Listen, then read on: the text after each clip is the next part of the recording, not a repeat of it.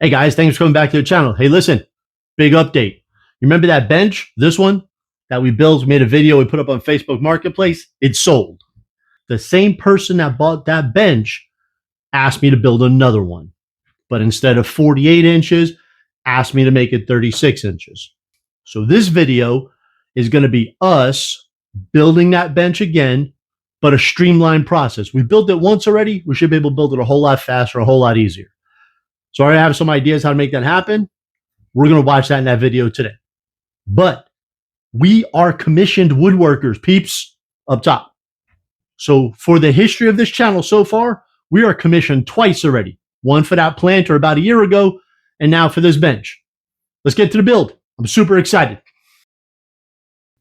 All right. So this is all the wood that we collected right there so far. Let's go ahead and make a bench out of all this.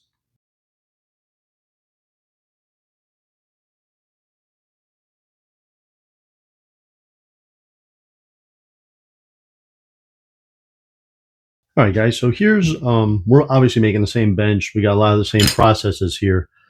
Here's going to be something I think is going to help speed up the process. Notice I cut the legs the one angle.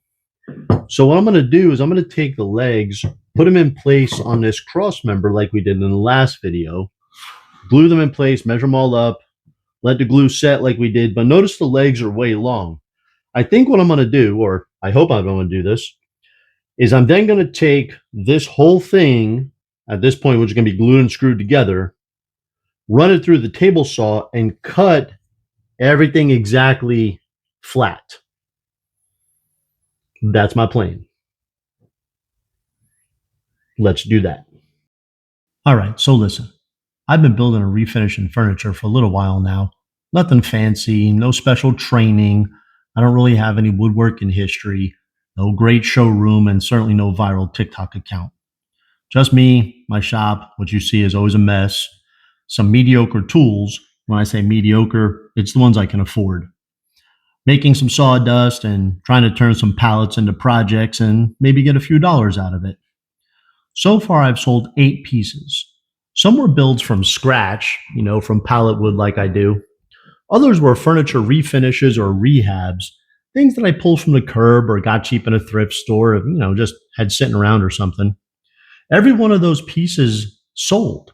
They didn't sell for a lot of money, but enough to kind of keep things rolling, like to buy glue and screws and oops paint from the big box store. I'm not exactly quitting my job or buying a boat with my woodworking money, but at this very moment, I have sold every project I have ever finished. Key word there is finished.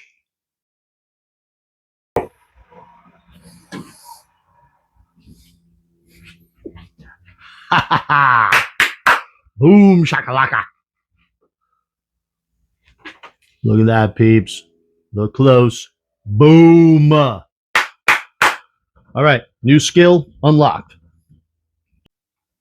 My point in saying this is that if you do this, if I can do this in my spare time, so can you. Whatever it is that you want to do, just get started and go from like day 0 to day 1 and then 2 and 3 and 4. You get it, right? And just keep moving forward. If you don't start, you'll never know how much fun you're going to have or exactly how good you could get at something. You might be amazing at whatever it is you're trying to do. If you don't get started, you don't even know. And that's really kind of the point of this whole video. If you've been thinking about getting into woodworking or whatever your hobby is, just do it. You don't have to be the best. You don't need a warehouse full of equipment. You just need to start. And once you started, you've already got on that journey. You're already better than when you didn't start. Already achieved some progress. It's easy to think, everyone else is more talented or more experienced or more set up, whatever, But the truth is, most of us are just winging it. Learn from one project to the next, figuring out what works, figuring out what didn't work. Okay, guys, I know we're zooming through this video here, so here's a new thing. This is the top of the bench, the same way we made it in the other video. It's all glued together. You can see all the different parts of the wood. This is super rough. There's the glue here. There's still the imperfections that I got to I'm going to use a router table to smooth it all and get nice and flat. But here is an addition to the process of making this bench. Here, The bench has to be 36. This is 38, so it's kind of rough cut.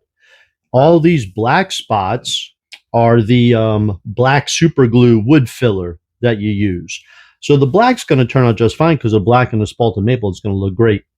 But on the last video, I flattened it, sanded it, flipped it over, flattened it, sanded it, and then I kind of went back and fixed whatever blemishes were there the whole time. And I had to wind up sanding it again. So this time the process changed, and what I did is attempted to fill in all the blemishes.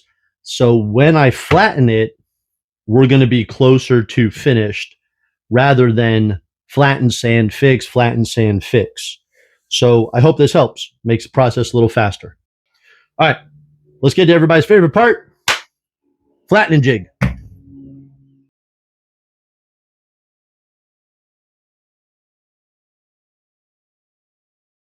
Hi guys, let's take half a second here. Listen, the process of kind of gluing it and filling in all the voids and leaving it real rough and then trying to work on and finish it worked out perfect. We are way closer to being done with the bench top in probably 3 steps versus the last video where we had to do it, like 100 times. We are free and clear. We're about to get some sanding. I'm not going to record it. Sanding, right? But yeah, this whole process is way better than the first time we did, kind of getting better at building stuff. But do your glue up, leave it all rough, leave it long, leave it too wide, put all the, whatever you got to do for voids, whatever you got to do for gross work, like big work, and then get that done and then work from there. This came out great, guys. I'm going to get the sanding. We'll zoom back in when it's done being sanded so we can see what it is, probably right before we stain it like the last video. By the end of the day, this is really not about the money. It's about proving that I can do it for myself. And when I get done building stuff, sometimes people buy it. I've just been lucky like that so far. Now, I'm not here to tell you it's easy or quick. It's not. But it is possible. And more importantly, it's worth doing if you care about it. Even if it just pays for your supplies. Even if it's just a side hustle, it gives you an excuse to keep trying. Just go out and do it. That's what it's been for me. A way to fund the practice. A way to justify time in a shop. A reason to keep learning and improving. Hey guys, I appreciate watching the video all the way to the end. Listen, I know this is the normal outro location, but to be honest, there's a bunch of things going on in the shop, and it's a mess. I didn't want to clean it up. And it's like 100 and something degrees outside. I didn't want to be over here trying to do a video all covered in sweat, just saying goodbye. So we're inside. Air conditioning's on, and I don't have to clean the shop. I can just go back out there and go to work. You know what I mean? So here's my version of the You Can Do It video. Just start. Just go out there and get something done. Just do one thing. It doesn't always have to be work. It doesn't always have to be chores. It could be anything you want to do. I am not a professional woodworker, but I am making videos of me messing it up. I make more things that turn into firewood than I do actual projects. I mess up more cuts. I mess up more measurements, all of it. I screw it up more than I make it right. But I'm getting better. I hope you watch the videos and you kind of pick up a couple of things. And when I say like, hey, this is a brand new thing, this is a hot tip, here's a new hack or something, that's because I figured it out 10 minutes before I showed you. I don't have this book of things to do. I don't have years and years of knowledge. I'm just figuring it out as I go. All right, so this video cut proves that I'm just figuring it out as I go along. While I was recording the outro, my microphone battery died. So I have all this video of me just yapping and saying goodbye and all that kind of thing, and no audio. So therein proves my point. I'm just figuring out as I go along. Most of us are just kind of figuring out as we go along. So I'm going to encourage you guys to go out and do whatever you want to do. Just get started. Get out there and do something. You can record it, not record it, start a new hobby, expand on an existing hobby. It really doesn't matter. Just go out there and get started. And I wish you the best of luck. Once again, guys, thanks for watching. Tell everybody you know. Let's get this YouTube channel rolling. Thanks, guys.